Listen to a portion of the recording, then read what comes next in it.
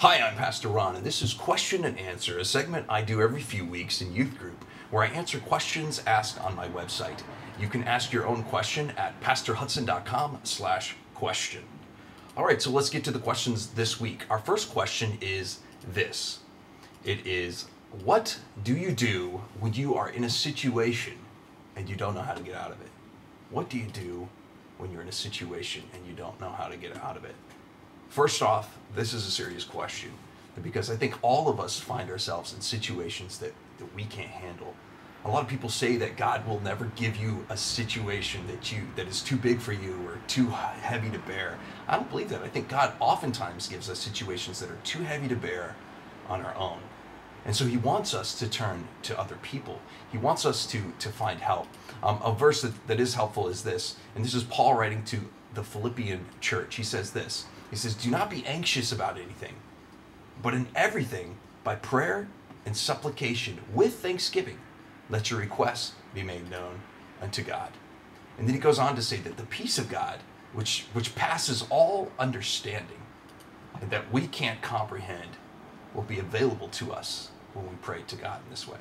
So first off, I would pray. First off, I would say, God, I am in a situation and I don't know how to deal with it. Secondly, you need to find somebody that, first off, loves Jesus. Do not get advice from somebody who doesn't love Jesus. Secondly, that loves you and cares about you.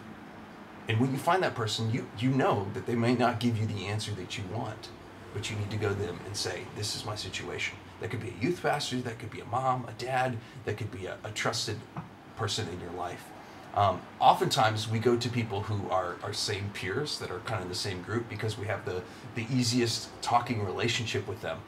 But you would never go to somebody who has the same problem and hasn't solved it. It's much better to go to someone older who's had the problem and come through it than to ask your peers. And so I would ask somebody who's been through the situation, who loves God and loves you, and is going to give you a great answer. And don't try to handle the situation on your own. When you're stuck like that, you need to get help.